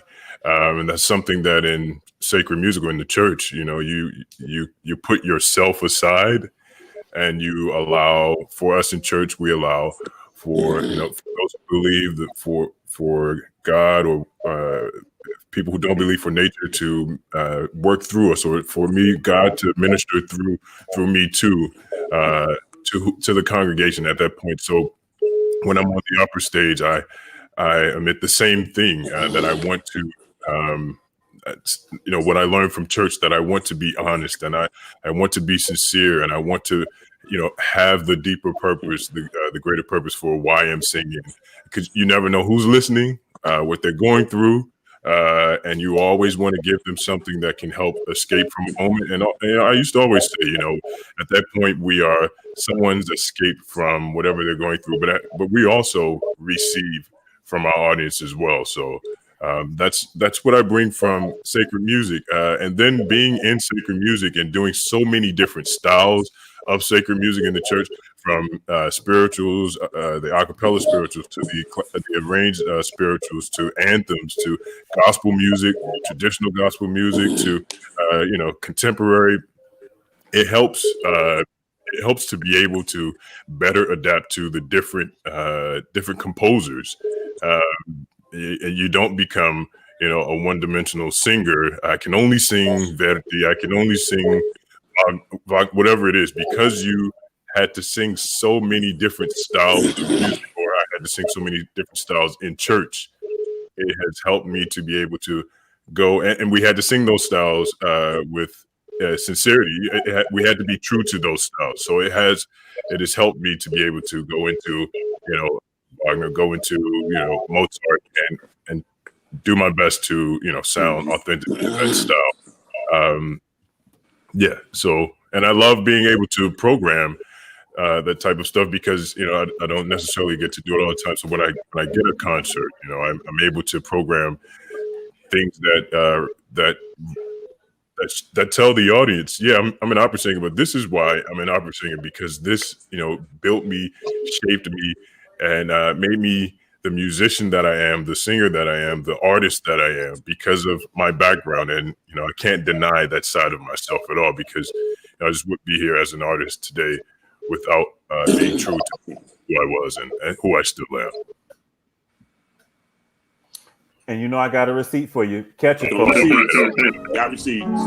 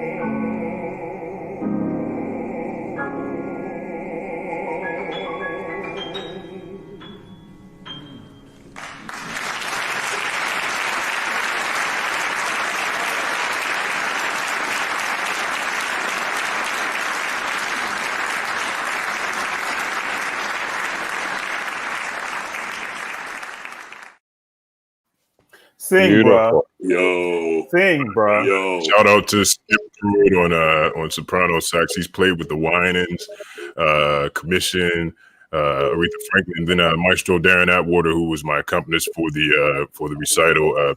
He's the founder and music director for Soulful Symphony out of Baltimore, Maryland.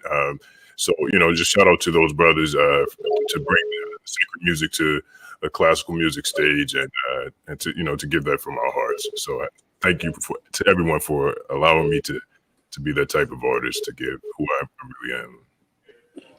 That was amazing, bro. brother. I even typed a response on that. You were singing that, bro. I appreciate that. Fantastic. Absolutely fantastic. I love the versatility that you all have and the confidence to be able to put it out there and to be great at it when you do put it out there. It's incredible.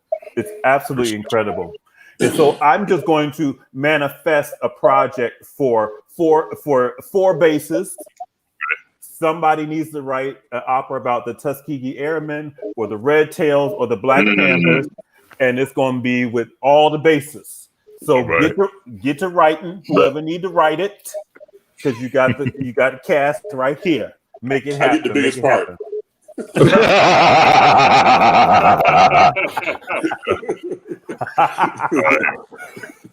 So let me ask y'all. We're in these crazy Corona times. How have you gotten through it thus far? As a man, as an artist, as a human being, as a Black man, how have you survived since middle of March to now the middle of October? You see how everybody's body's shifting because Everybody about real life all of a sudden. It's like, well, I'll start if you want. God's grace is real, Yeah.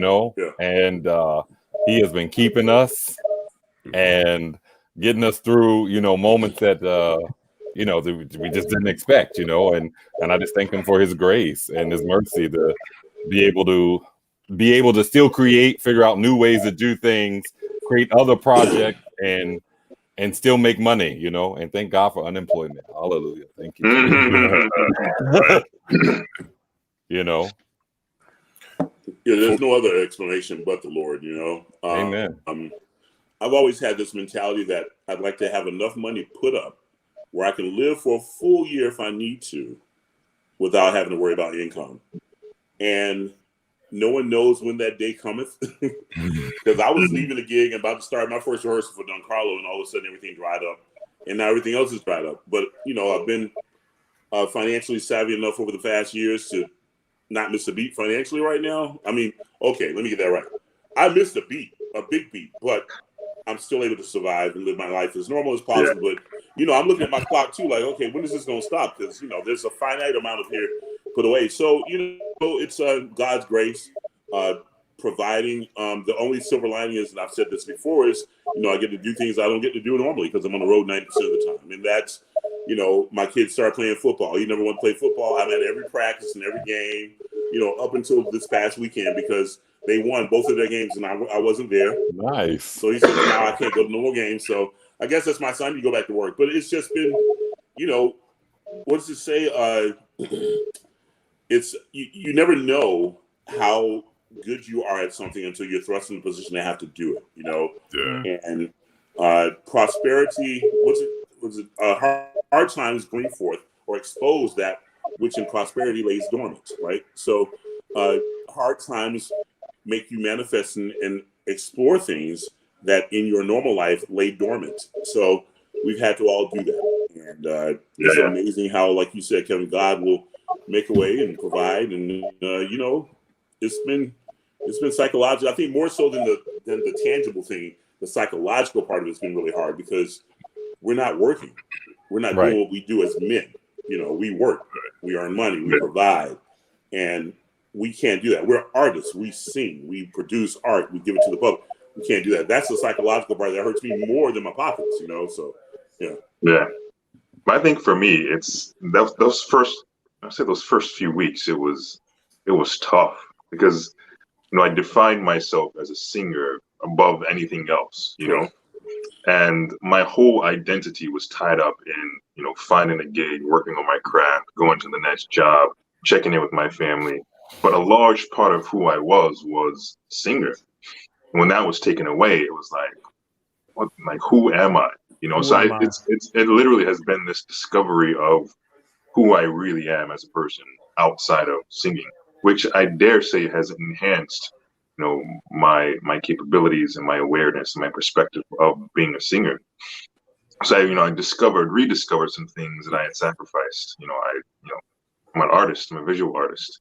I've fallen back in love with that and turned it into a business. I'm doing portraits for people now, while still, learning my craft and still working on gigs, preparing to go back to gigs. I got contracts, for 2021 and 22. So I've expanded who I am as a person. I think we've all had to expand our capabilities and our perspective as who we are as men and who we are as people, and redefine ourselves in this time. Yeah, and well, for me, it was I tell people, my name means peace, so I'm very fortunate to have a part of that in me because obviously during times like this, not just the health of the world, but socially here in America, the things that and it's affecting our friends across the globe, but everything going on to remain peaceful and to grow up in church and know that, okay, this is what's going on now, but in due time, God will heal our land. And to know that, that's what I believe, and to be able to remain peaceful and to watch how as soon as worry would start to settle in, or, you start to question, something would happen. Someone would call and say, we want you to do this. And it's like, okay, you can get through this month. All right. And then, all right, that will get me through, March or April. what about May? And then something would happen for May. I also wanted to, obviously, not being in front of my drums or behind my congas, so I was able to practice more, able to get into production, video production, but producing for Eileen had to do a video for Santa Fe Opera. We actually did it as a full, release, with Song to the Moon from Rusalka. We did it staged, and to be able to create a set, and so getting into production is something I've always been interested in doing, and to pick up a hobby that photography, to pick up that hobby as well. So there are things and that we've been fortunate to be blessed with during these times, and obviously having some virtual performances.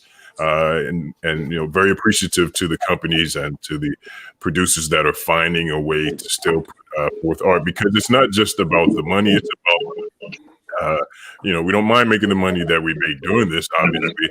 But as Morris said, we're artists and we need to express our art.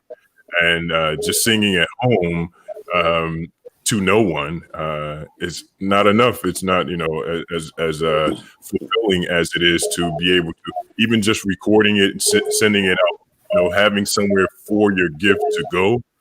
Yeah, that's something that I'm very blessed and very fortunate that, it seems for all of us that we were able to still have some type of release or some type of outlet to express our art, and obviously finding new passions and new hobbies, but you're still having that outlet.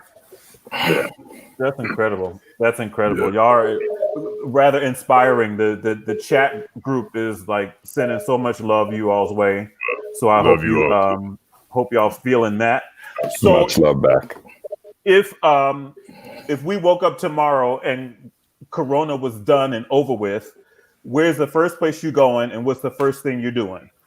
Oh man, I'm going to get something to eat at a restaurant that's not open, or yeah, that's me. I'm always looking for the food.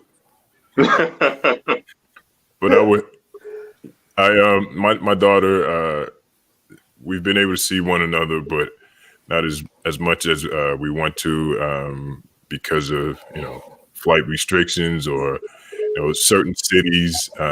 Well, I can't go to this city before I go to the next job, so I have to stay away from that city. Her having just a little apprehension in traveling, so that would be the first thing, to fly her to me, and just I've seen her a few times, but to fly her to me and just spend that time with her, that would be the most important thing, the first thing that I would do. And then shop, man. Thompson? If I had to do the first thing I would do, I love to travel, so I would love to go somewhere exotic and eat. Yeah. That would definitely be it. Yeah. That would be it. That would be for me. Wow, it must be. You see Kevin Miller talking about that's right, food. What about you, Ken? What you doing? Where you going? I don't know. I haven't had the chance to be with a pianist yet. Just sing through repertoire. Wow. Everything I've done so far has been digital.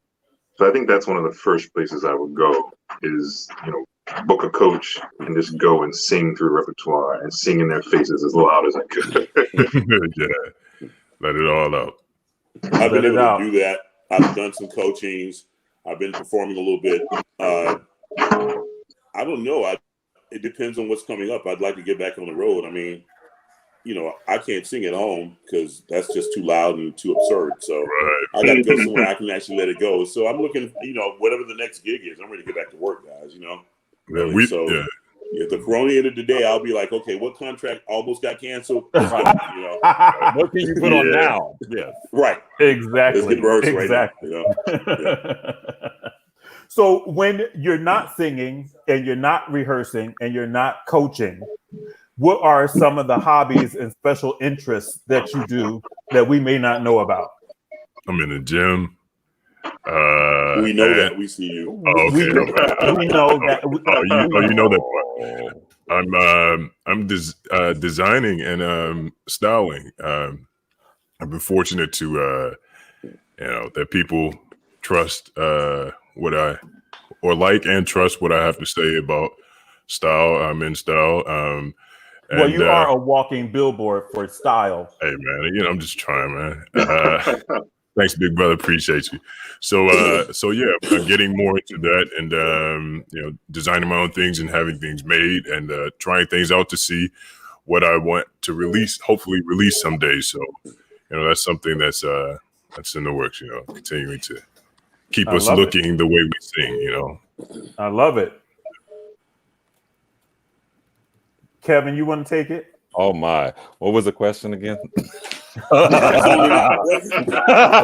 We're like hobbies and interests outside of singing. Well, everybody knows I love to cook. So, and I love interior decorating and something to do with travel. I mean, I could travel all day and all night. I just really love it. Yeah, I just love exploring the world. I think what God has made is just pretty amazing. And my hope and desire is before I die is to see it all. I want to see it all because there's just so much out there and it's just amazing. That to me is it's big, And I forgot, man, like I have a passion, opera, obviously music, but I'm a horse guy. So I started playing polo. I started playing polo 2 summers ago. So you'll see me on a horse somewhere. I come from a family, my father's side, cowboys. And then, so I picked up the game, and so that's another passion of mine. So started playing polo. So if you'll see me, I'll try and get a suit and tie on a horse, and make that. Hey, Kenny, you'll have to sketch it out for me, man. Let's do that. Let me know. Yes, sir. Yes, sir. I'm doing it right now. Y'all see that? Was that the game? Yeah. The game is on, man. I'm a sports guy. I like to watch a lot of sports, and I like fishing and just relaxing with my boys. So I'd probably be back out on my boat as much as I could. That's one of the things I like to do: boating, fishing, and sports. Man, that's it. I'm pretty boring when it comes to that. I like fine dining and sports. That boat didn't look boring. I was like, "Can you?" It didn't look boring at all. Wakanda forever. Black Panther, brother. Hey, I'm working on that. I got some more things I want to do to that. So that's become a new hobby. Just putting some more lights on it. I got a nice sound system on it, but I blew a speaker, so I got to do. Just it's keeping me busy, And before people think I'm really rich, I'm not. That was my daddy's boat. My dad got money. I bought it from him, so I redid it. But I enjoy that. It's been one thing I can do: practice social distancing and still go out and have fun. So I enjoy that. And it's when I'm not singing and I'm doing that kind of thing. So you got a new SUV every time I see you. So that whole rich thing every time. Right. Every time. Call them on it. Humvee sitting in the driveway. Sitting in the driveway. Right. Haven't been driven yet. So the first show I did was 5-car garage. I'm like, yo, what's up with this cat, man? And they're not on loan. They're not on loan. Yeah, the Escalade. Oh yeah, I mean, I had that one shipped here. I drove the Hummer down, so I didn't have to drive the Escalade. Right. Yeah. I would just say I worked in corporate America before I became an opera singer. Right. And I've been very blessed. Yeah. Right. As you like. I ain't got a lot of money. He's not rich. Right. All right, cool. Whatever you want to say, man. Why would you bring that up right now, bro? I mean, Yeah. We'll talk. What about you, Ken? I would say for me, being a dad is one of the biggest gifts I've been blessed with.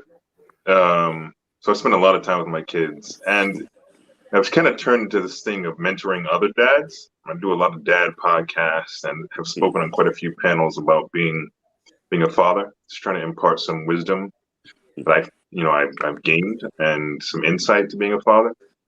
So I think I've probably done about 3 podcasts this week on fatherhood. Wow.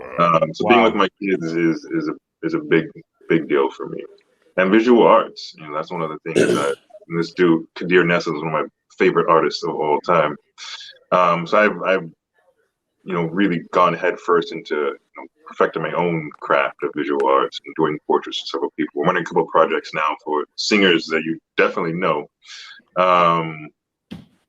So yeah, that's me, man. If I'm not doing music, I'm doing art, or I'm with my kids, or working out. Not as much as Solomon, but I'm working out. I don't think any of us work out as much as Solomon. Hey, man, you know. And Ken, by the way, your artwork is amazing. He tried to get me to work out and almost killed me on the bench. Tried to kill me. Bro, you know, just trying to make sure you were taken care of. You know, if I start back working out, I'm gonna put all y'all to shame. So I just feel I'll keep it even, and I'll just let y'all have all that. Okay. So, okay. That's what you're doing. I appreciate it. It's in there. It's in there. It's just really deep in there. You know. Yeah. Right. Morris is in a consistent bulking season. Right. What? A consistent body. Consistent bulking season. Right. Consistent bulking season. Oh. You know I'm not cutting just yet. Wow. Right. Right. So what are some of your ideas about what we're gonna do to make America the country that it needs to be for people like us? What are some of the things? What are some of the things that you guys are doing and thinking about it, and changes that you want to see and trying to make in this current climate of the United States of America? Who's gonna take that one? Come on, Kenneth. That's a loaded question, man. It is loaded. Yeah, it's then unload it. You know, Morris, he turned me on to this course at Cornell. It's Diversity, Equity, Inclusion certificate. So he's done with his. Just finished my second course. But I think we need a cultural change, man. In a bigger sense of the question. I mean, to change the culture and alter the culture towards equality, equity, and inclusion is the biggest thing. How that happens, I mean, you can approach it in a bunch of different ways. But I think, you know, valuing people for the diversity that they bring to the table, allowing people a possibility and a say, despite your own greed or intentions or bias, accepting people for who they are and what they bring to the table on every level is just, that's where we start. What that means for individuals and what that means for how we go about it, I can't say. But starting, understanding that people are valuable and everyone has an equal say in how things should happen in this country. It shouldn't be based on power, it shouldn't be based on money. Every single life is of value, and every single life has purpose in how we go about things. And once we can respect that about individuals, I think we can begin to address some of the problems we're seeing. Yeah. You know, along the same lines of what you're saying, and to take it one further step, is that, you know, dismantling unconscious bias. See, diversity is easy to do. You can put people places, and visually it looks really cool. And I got a seat, and you got a seat, or you're on stage, and I'm on stage, so we look like we're diverse. But that inclusion is the key. That mutual respect and that belonging and feeling like you are actually part of it and being accepted for who you are, no matter how different you are, being valued as a person, valued as a performer, but valued as an artistic administrator, valued so that you feel like you really are part of it. We got to get to that part. And it starts with dismantling unconscious bias. It starts with looking at people for whom they are at face value. See, when we look at each other, and I mean this from everybody, we've already made decisions about people before they open their mouth. So administrators do that about us, and artistic administrators that hire singers. When I walk into a room, before I open my mouth, they already figured out 15 things about me. So we have to strip that mentality. And that's not an overnight process. This is a relearning how to think things on your own. And then once we get past that, we start showing value, adding value, treating people as if they're valuable to you, and not just a product that you want to put on stage so you check off a box. So there's a lot of work that needs to be done, and the manner in which to do it isn't really known. It's really called retraining everyone how to think and how to approach things. And it's a hard task to surmount. It's really hard. And this course taught me a lot, but it didn't teach us how to fix it. I know it needs to be repaired, but you got to get inside. And March, someone just said the difference between tolerance and acceptance. Yeah, tolerance will allow diversity. Acceptance allows inclusion. And these things are important. So we have to really challenge people to say, you know what, we're not just going to check off boxes and have knee-jerk reactions to make it look like we're doing something. You need to see people for what they really bring to the table, and on a more basic sense. So I made a comment earlier today, like we used to worry about. I wouldn't go in all that. I think that you have to look at people for more than just what you think that they can do, and delve deeper into what they bring to the table. And you also have to give people opportunities that you wouldn't normally think of giving opportunities to, because you're looking at them for more than what you preconceived that they already are. So it's a big, massive project. And this is worldwide. This is nationwide. This is industry-wide. And we got a lot of work ahead of us. But it takes people like us. It takes us being in panels like this. It takes us showing how articulate we are, how cerebral we can be, how talented we are as singers, but also as leaders, as professionals, for people to understand that, we bring a lot more to the table than just a great bass voice, and that great bass voice can do more than just sing Porgy and Zarastro, because, you walk in the room and you say, well, this guy is a great Porgy. Well, if he can be a great Porgy, he can be a great Voton. Try it, So we got a lot of dismantling to do mentally for the people in place. We got to think outside the box of where we bring people in administration. There's no more of this. He's my friend, and we did the Young Artist Program together, so I'm going to let him run the opera company. How about he have a business background first? How about you get somebody from the Harvard School of Business? If you're going to run a business, don't let another singer friend run your business. So there's a lot of stuff that needs to be done. I probably said way too much already, so I'm going to watch my game. No, it was great. It was great. That's exactly what needs to happen. It's a lot, So that's it. And you touched on something when you said, singing things more than Porgy. I wanted to ask you all, because I know that you are faced with this more than anybody else on the planet. How do you view having to sing and being asked to sing Old Man River all the time? Wow. We know as musicians and performers and audiences know that for some reason that song sends people into a tizzy, and it gets standing ovations and bravos, and you get to go down and show off great low notes. But what does it mean to you? Do you enjoy singing it still? Is it a point of contention for you? Talk to me about that song and how you feel about it. There's a time and a place for everything. Now it's time to do it for me. Yeah.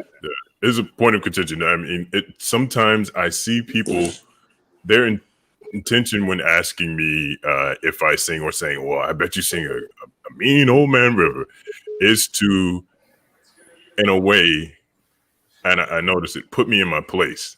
They're trying to put me in my place. You're doing all of this literature and all this rep and whatever, but Old Man River is where you belong for some people, and so it's one of those pieces that it means so much to us, to our voice type, the great basses that performed it before us. And obviously, even the role of Porgy, but for some people, it's said to put us back in our place, and it's something that as Moore said, right now is not the time for that. But I also wanted to, I didn't get a chance to answer your question. What we want to bring to help our country get to where we need to be, and for me, it's accessibility, just being reachable by the not just the younger generation, but or my generation and younger, or but also some that are a little older that say, well, I didn't know that obviously there were Black opera singers. I didn't know that, with you being from Southeast DC, seeing you on the simulcast, it showed us that we are able to, no matter what we went through, and just sharing my story, talking. I'm my mother's oldest of 9, so I have 4 younger brothers, and just being an example for them, understanding that you can make mistakes. Hopefully, you don't purposely do things that will get you in trouble. But, if you've made mistakes, there is, something. There's something on the other side. There is a way out, or there is, you can redeem yourself. So being accessible, sharing who you really are, hopefully can help someone to either turn their lives around or to continue going in the positive direction that they're going in. Just being doubtful because they aren't seeing, there's only one type of us that's being shown. So portrayed, being portrayed. So that's one of my biggest things is being accessible. And I have to admit that, I am categorized as a social introvert. So I do like to, socialize a party when I know you, and then sometimes, I retreat. So when it's done, it's not done intentionally or because of, animosity towards or whatever. But trying to get myself out more to be that example, and even learning from others myself. So, and you can only do that the more you're accessible and approachable. So, you want to add something, Thompson? Just equality. I mean, we're all equal at the end of the day, and we have so much to bring to the table. And America needs to look like America looks. And absolutely. Period. Absolutely. And with Old Man River, I don't know if you were ready to close that subject, but with Old Man River is the part that sticks to me most, and the reason why I do enjoy singing Old Man River is I get weary and sick of trying. I'm tired of living, but I'm scared of dying.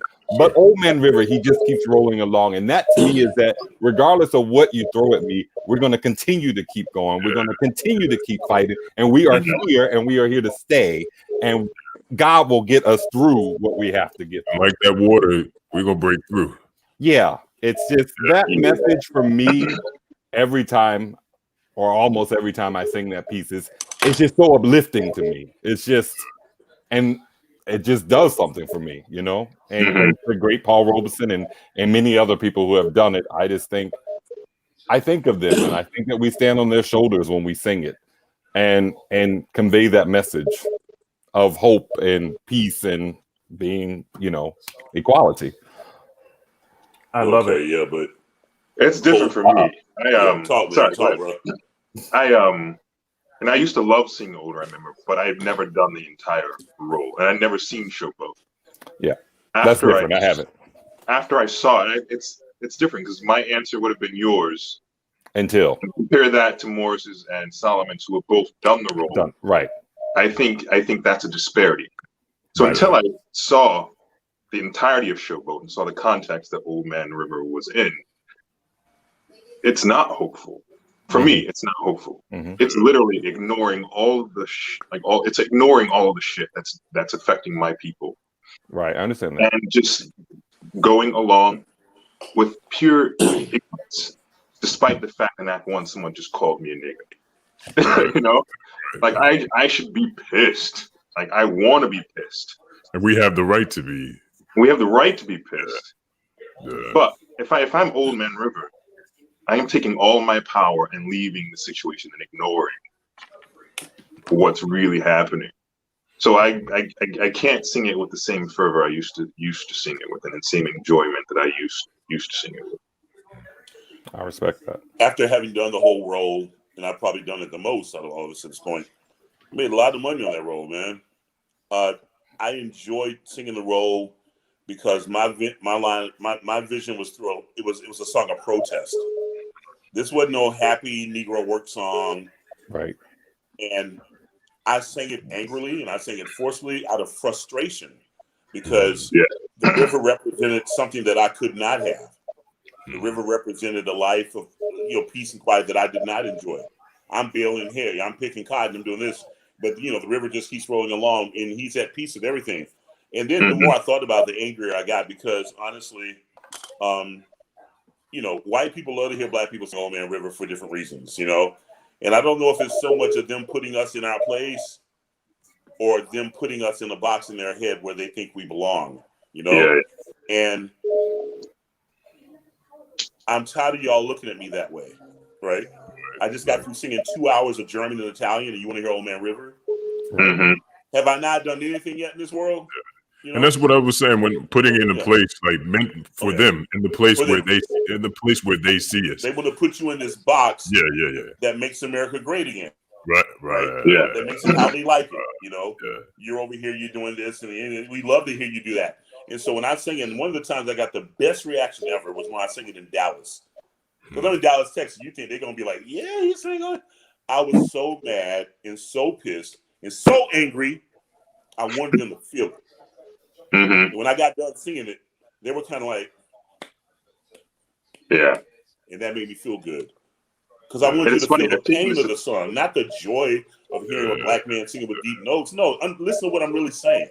Yeah. You know, listen to how pissed off I am. I'm tired of doing this. I'm tired of doing that. And then after all those shows, Kevin talked about the hope, and we're going to keep going. Well, now I'm tired of that too, because that ain't worked. You know, they've been singing that since 1920, 1932. And the hope and all that stuff and just hoping and praying, that stopped too. So now it's like, I'm demanding that you see me differently. So I'm going to carry myself differently. So no, I'm working on that for you. I'm singing this. And I'm going to sing the hell out of this German. I'm going to sing the hell out of this Italian. I'm going to drop some black composers in there, and you're going to respect what I do. You want to hear Old Man River, go buy an album. Buy my DVD. So that's where I'm at right now. Sorry. No. Yeah. Keep it real. That's where I'm at, you know. So Absolutely. But you can't buy my DVD in here, so I got to pay for that boat. So. But to your point though, about playing, because these roles exist, you know. I did a piece where I had to play.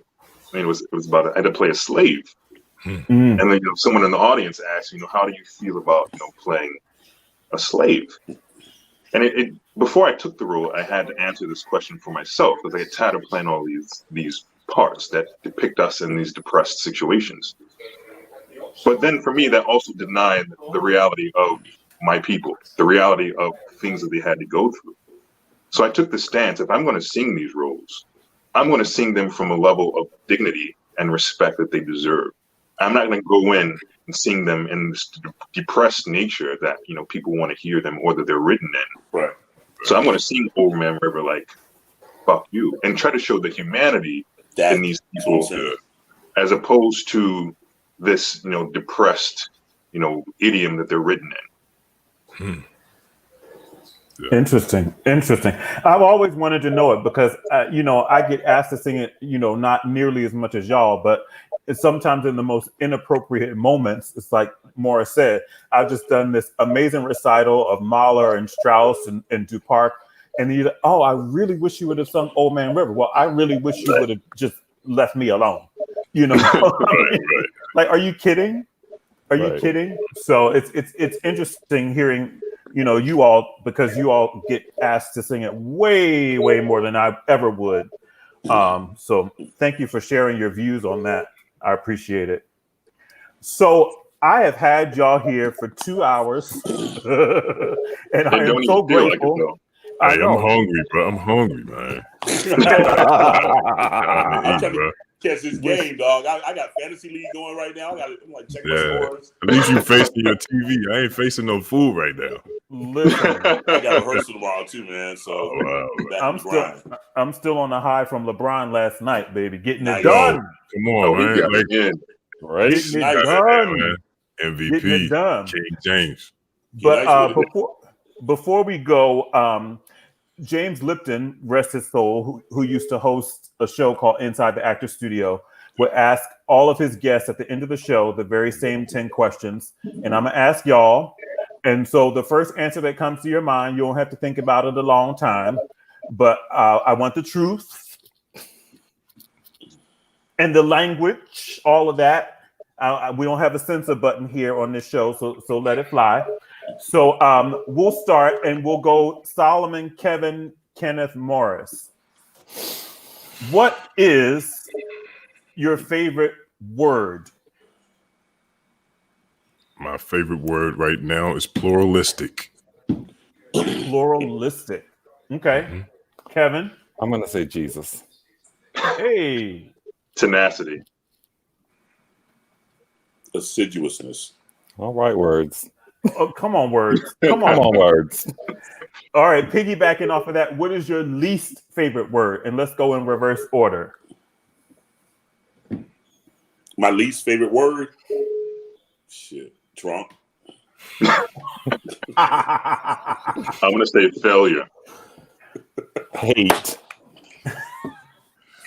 I'll say fear. Okay. What is your favorite sound? Let's go. Kevin, Solomon, Morris, Ken. The sound of the ocean, water. Wow. Hey, Kevin, that's a great one. Yeah. My favorite sound, man.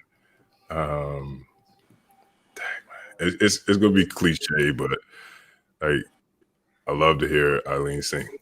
I literally, no, seriously, there's like come on, no, seriously. What you trying to do over there to her? What you do? Hey, yo, chill, yo. Now, there's a sincerity, there's a richness, and there's a warmth, there's a nurturing sound in that, and you know, It's so I'm so listening. gorgeous. She has an album now that I'm listening to over and over, dog. Yeah, It is gorgeous. Yeah, more a lot. She can straight sing. Yeah. What was the question? Your favorite sound? Outdoors, nighttime. Ken? I'm gonna say silence. I hear that. Yeah. Yes. Yeah. What is your least favorite sound? Let's go in reverse order. Ken, Morris, Kevin, Solomon. Gunshots. Squeaking chalkboard.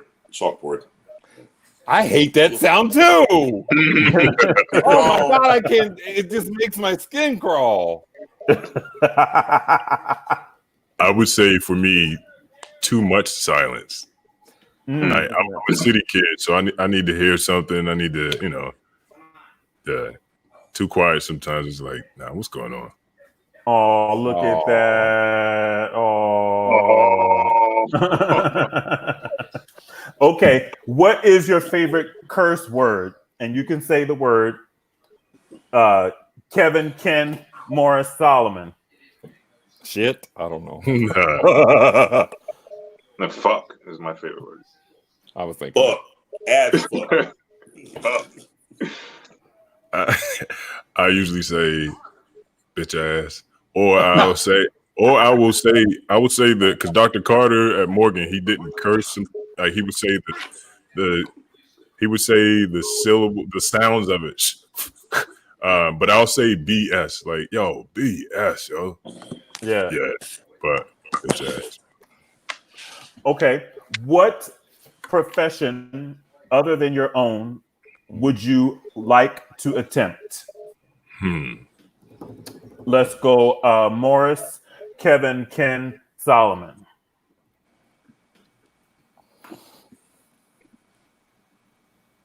Other than my own, like completely out of music, coaching ball, coaching offensive line. Okay. Travel food critic. I would say, I had an experience of teaching preschool for a period of 2 months, and it was just too short for me.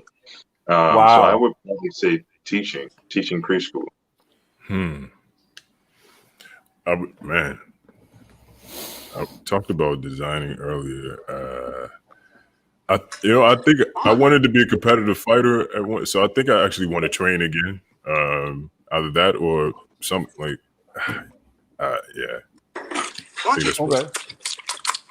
And on the flip side, what profession would you never, ever want to attempt? Let's go Kevin, Morris, Solomon, Ken. Oh, if somebody wants to go before me, I got to think on this. I don't know.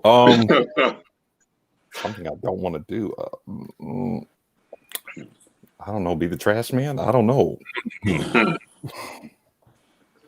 Cleaning windows on a skyscraper. I'm so afraid of heights. Me too. Listen. I hear you. I got mad respect for those dudes, bro. Listen, I ain't doing it. Wow. Was the host from Dirty Jobs. Anything that deals with like constant filth, I can't do that. I can't do it. I'm gonna say this. I think there's dignity in any job. There's dignity in any job that needs to be done. Yes. But personally, for me, anything that causes me to be in a tight quarters, like I'm a big dude, so I'm a little claustrophobic. So anything that's going to spark that fear, I'm not trying to do. Yeah. Okay. Last question. If heaven exists, when you arrive at the pearly gates, what do you want to hear the Lord say? Cliche, well done, my good and faithful servant. Here go your mama right here. Wow, man. I'm going to see my mom. Yep. For me, it will be well done also. Absolutely. Well, for me, go ahead. I think it'll be mission complete. I think he sends us here all for a reason. Yep. And as long as I've fulfilled all of those reasons, like I'm more than happy to go home. Yeah. For me, you fulfilled your purpose. And you know, everything that he gave me, I tapped into, so nothing went wasted. Yeah. Fantastic. Yeah. Listen, brothers, I'm putting your information and how people can reach you and follow you and stay in touch with you on the bottom of the screen, everybody. Websites and Instagram handles, and we're on Facebook right now. You should know how to reach them there. So that's Morris's right there. And here is Kevin's. And here is Solomon's. So make sure you support them during these Corona times. They're all involved in some incredible projects. So make sure that you schedule it in your planner, that you go and support them. And then when we come out of COVID, make sure you go and find a theater and hear these brothers sing the walls down. I am honored to call you brothers and friends, and I thank you for rocking with me for these last couple of hours. Next week, folks, I have a very interesting panel. I have 4 Black men again, but these 4 Black men are voice teachers that have PhDs that teach in schools that are not predominantly Black and teaching a Western European art form, and they still sing. What does that look like? How do you operate in that world? So I have Dr. Roderick George, Dr. Albert Lee, Dr. Timothy Jones, and Dr. Carl DuPont. So join me next Monday at 7 p.m., same time, same place. And remember that tomorrow is 3 weeks to the date that you need to do the most important thing that you will ever do, and that is vote. Vote. Please, like your life depended on it. 3 weeks from tomorrow. It actually does, right, Kevin? Yeah. Like depends on it. 3 weeks from tomorrow, folks, you know what to do. But next Monday, right here, 7 p.m., join me.